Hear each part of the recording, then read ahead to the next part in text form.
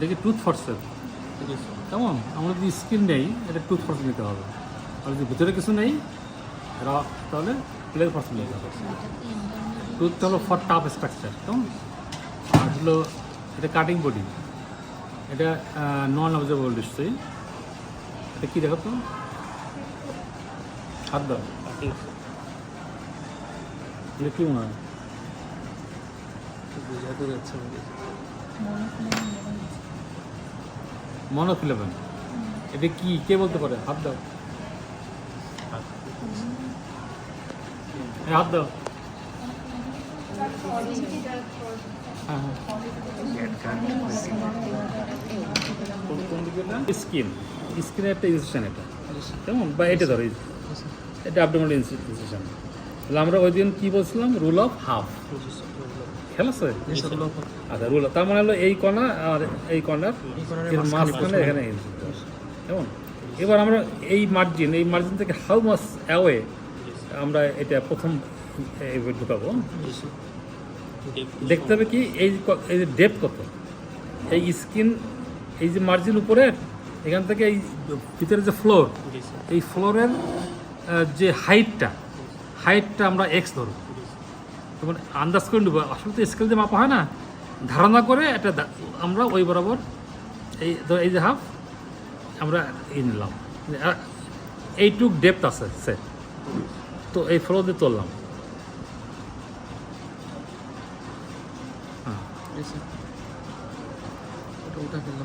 ঠিক আছে, এবার এ পাশে আবার ওই ফ্লোর দিয়ে তুলবো,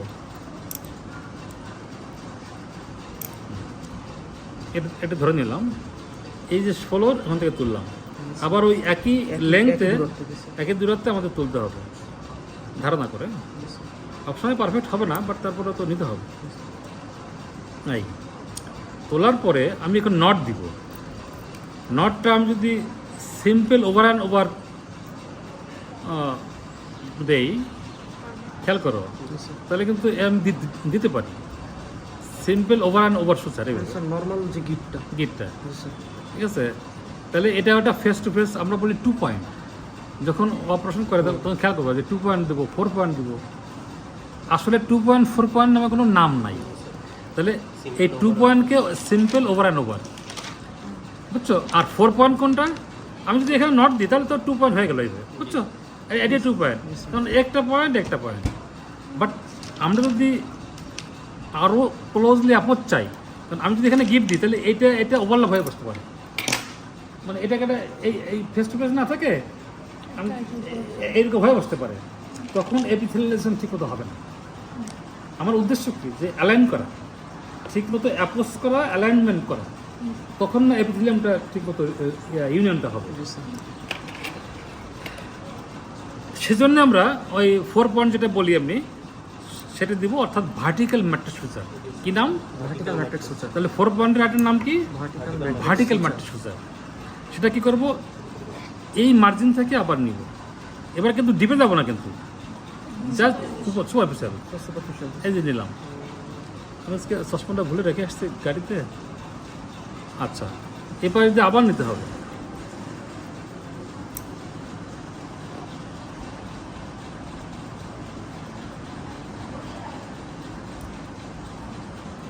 এটা কি ধরা পড়ছে? তো কম পড়ছে না, সামান্য। আচ্ছা, সামান্য পড়ে, তাহলে সামান্য। আচ্ছা, এবারে যদি আমি নট দিই, দেখো সুন্দর মিশবে।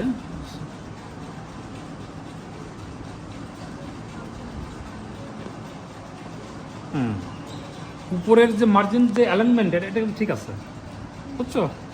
এখন এই নটটা ধরতে হবে, এটা তো ইলাস্টিক। হ্যাঁ, দেখ আমার নট দেবো, এটা এইভাবে এক থ্রো নিলাম, এবার অন্য থ্রো নিব। এই থ্রো নেওয়ার প্যাটার্নটা হলো ইম্পর্ট্যান্ট। তুমি কি রিফ নট দিবা না গ্রানিট দিবা? তোমার আমরা তো গ্রানিট চাই না, গ্রানিট তো পিছলে যায়, ডিসলজ হয়ে যায়। আমরা আবার এইভাবে দিব, দিয়ে এটা দিলে রিফ নট হয়ে যাবে বা স্কোয়ার হয়ে যাবে, বুঝছো?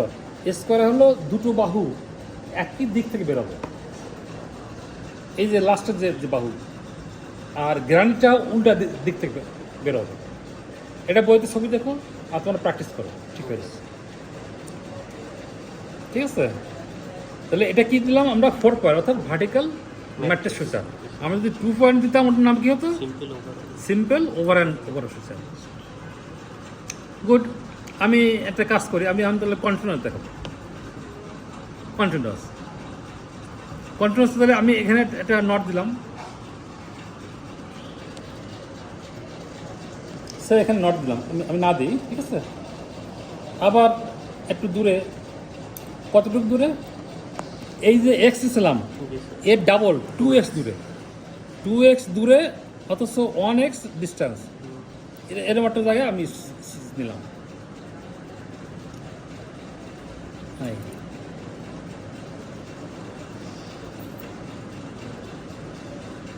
তাহলে দেখো আমি এ পাশ দিয়ে আবার তুলব,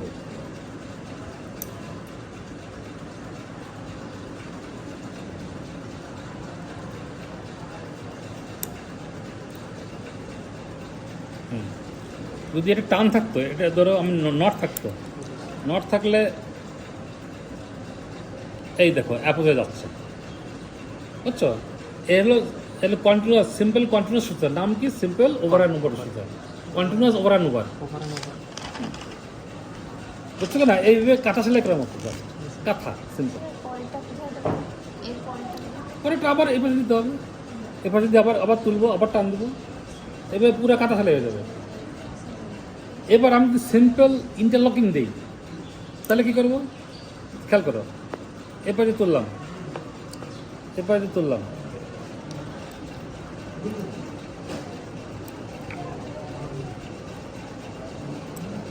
ঠিক আছে? তুললে এবার এই সুতোটা আমি যখন আনবো তখন এইভাবে এর ভিতর থেকে নিয়ে আসবে, বুঝছো? ইন্টারলকিং এই পথে নিয়ে আসলাম। আই তাহলে কি হলো? ইন্টারলকিং হয়ে গেল। আর আরেকটা আন দেবো, অ্যাপোজ হয়ে যাবে, লক হয়ে না যায়। আবার নেব, আবার মানে এক পাশে একবার লক হয়ে থাকবে। এর নাম কি? Simple interlocking suture. আর আগেরটা কি ছিল? সিম্পল ওভার ওভার, হ্যাঁ, কন্টিনিউয়াস ওভার অ্যান্ড ওভার।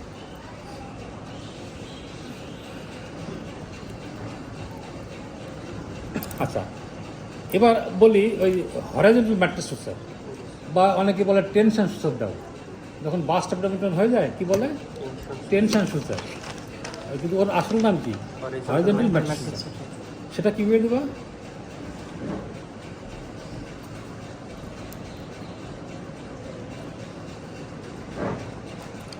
খুলেই ফেলে নাকি?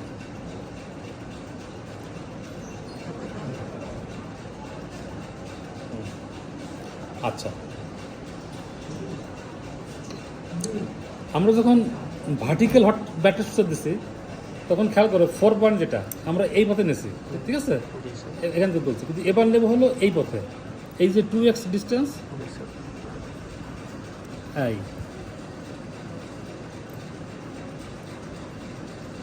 আমি একবারে বের করতে পারি, আবার 2বারে বের করতে পারি।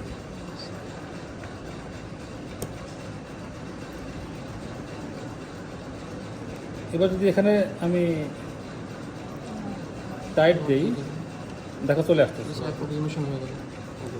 তার মানে কি? তার মানে হলো যে প্রায় দেওয়া হয় কখন? যখন আমরা আমাদের একবার সুচার ফেল হয়েছে, বাস্ট অ্যাবডোমেন হয়েছে, মানে এই মার্জিনে তো হিলিং পটেনশিয়াল নাই, টিস্যু ফ্রাইবল হয়ে গেছে, এবং যখন ইনফ্লেম থাকে, ইনফেকশন থাকে, ফ্রাইবল থাকে, তখন কিন্তু সুতা কেটে যায়। এর নাম কি? Cheese wire effect. Cheese wire effect মানে কি? চিজ মানে কি? পনির। পনির কাটে দেখবে গুঁড়া দিয়ে, তাহলে চিজ ওয়ার ইফেক্ট। তার মানে এই চামড়াটা এখন আর চামড়া নাই, ওটা প্রায় চিজের মতো হয়ে গেছে, ফ্রাইবল। আমি যদি আবার ওইভাবে আগের মতো স্টেজে থাকবে না, কাজে তখন আমার উদ্দেশ্য কি? যে একটু দূরে নর্মাল যে স্কিন আছে, টিস্যু আছে, এইটা জড়াইয়া আমি যদি একটু টেনশন দেই তাহলে এখানে অ্যাপোজ থাকবে, অ্যাপোজ থাকলে হিল থাকবে। এর নাম আমরা টেনশন একটু হয় বিদায় এর নাম টেনশন সুচার বলি ঠিকই, কিন্তু আসল নাম কি? হরাইজন্টাল ম্যাট্রিক্স সুচার, ঠিক আছে? আচ্ছা, এবার আসো আমরা আরেকটা অ্যাবার্ডেন্সে যাওয়ার আগে একটু কসমেটিক্স দেখা দিই। স্যার 4.5 ছিল ভার্টিক্যাল Vertical ম্যাট্রেস ছিল। আচ্ছা, এটা কি বলে, এটা কীভাবে দেবা? কসমেটিক্স অলওয়েজ এই পলিন নিতে হবে অথবা নাইলন। এটা কিন্তু নাইলন আসলে, তোমরা বলতে পারো না, এটা কিন্তু নাইলন। হাত দাও, হাত দিচ্ছ, নাইলন। নাইলন কিন্তু সাদাও হয়, কালো হয়, বিভিন্ন ব্র্যান্ডের বিভিন্ন পিস হয়। তো এখন তুমি কসমেটিক দেবা, তার মানে কি আমরা ডার্মিসে রিপেয়ার দিব। এখন ডার্মিসে রিপেয়ার দেওয়ার আগে আমাদের খেয়াল রাখতে হবে যে আন্ডারলাইং যে সাবকিউটাস ফ্যাট, সেখানে কোনো কেভিটি আছে কিনা, বা ওর থিকনেস কেমন, ওই থিকনেসটা কমে আসতে হবে। তার মানে কি আমাকে ওখানে এটা সাবডার্মাল একটা স্টিচ দিয়ে আসতে হবে, দিয়ে ওখানে স্পেস কমে আসতে হবে।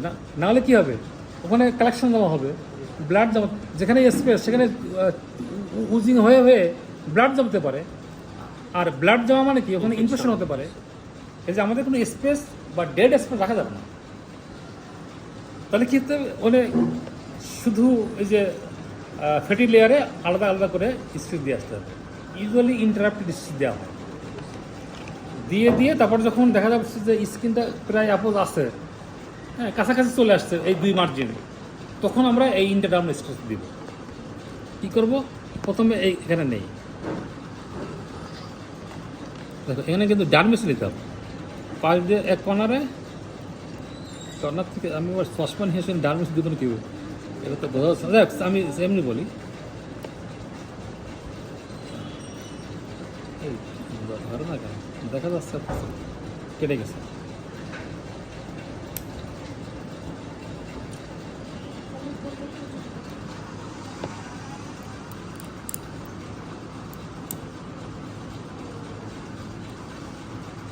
আমরা কিন্তু কোনো নট দিব না, মাইন্ড ইট, বুঝছো?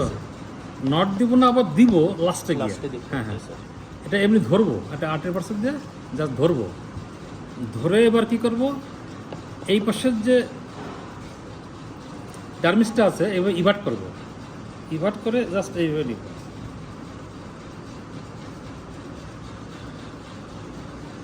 এখানে মাইন্ড ইট, এখানে চিকন নিতে হবে, সুতা নিতে হবে, আর হলো এই যে নিডলটাও খুব শর্ট হবে, ওটা ওই 3/8 সার্কেল নিতে হবে। নিডলের বিভিন্ন শেপ আছে না, বলছি না দিন, এটা ওই কত কার্ভ না, একটু হাফ কার্ভ, কম কার্ভ কাটিং করতে লাগবে, এভাবে ধরে এভাবে নিতে হবে।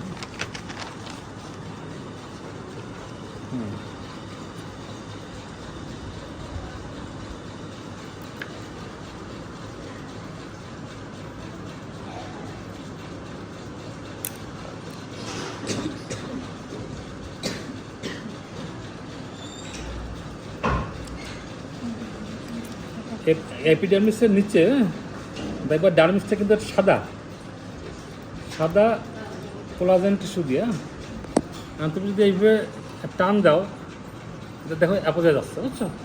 এইভাবে আবার নিব করতে করতে আর একটা নিয়ে দেখে, তাহলে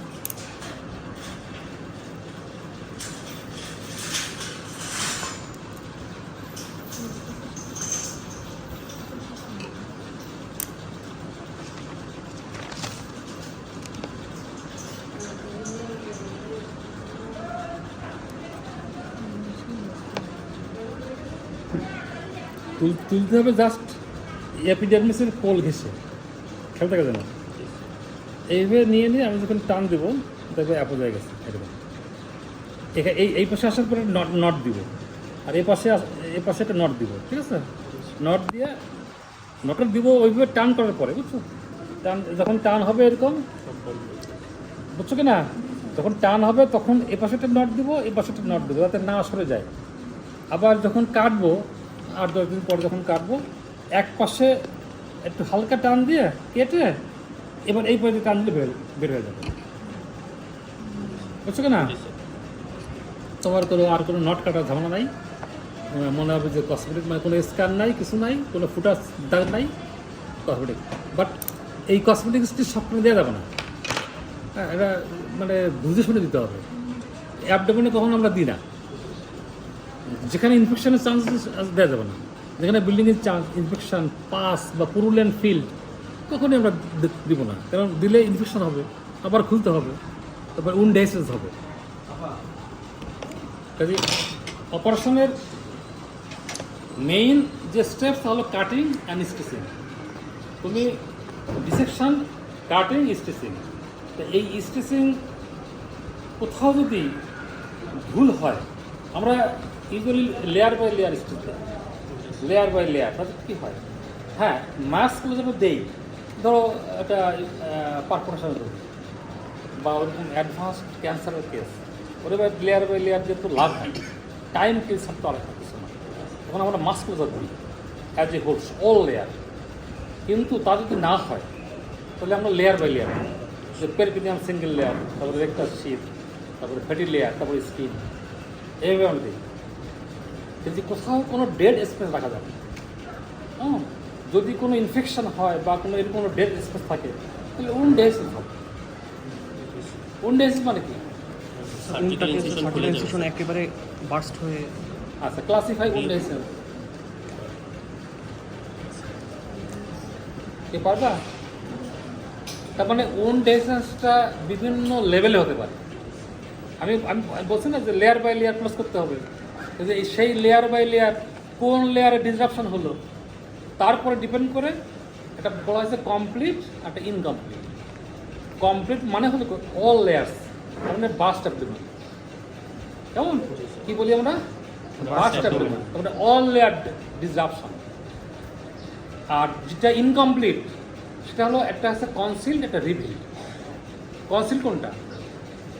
ইনার লেয়ারটা হ্যাঁ, যদি উপরে একটা ঠিক আছে, ইনার লেয়ার বাট ভিতরের লেয়ার গেছে, কনসিল আছে, বোঝা যাচ্ছে না। আর রিভিলটি কোনটা? ভিতরের লেয়ার ঠিক আছে, উপরের লেয়ার গেছে, দেখা যাচ্ছে রিভিল। এর একটা আবার ইনসিশনাল হার্নিয়া নিয়ে আসে, কোনটা? Conceal conceal. তুমি রুগী ছেড়ে দিলে ভালো আছে, ভালো আছে, কিন্তু স্কিন লেয়ার ঠিক আছে, কিন্তু কিছুদিন পরে হাসি কাশি দিবে, আর ভিতরে যে একটু লেয়ার গ্যাপ হয়েছিল ওটা আস্তে আস্তে বাড়বে, বেড়ে বেড়ে হার্নিয়েশন হবে। The patient will present to you as incisional hernia. দেখ আজকে এই টাইম কত, টাইম 50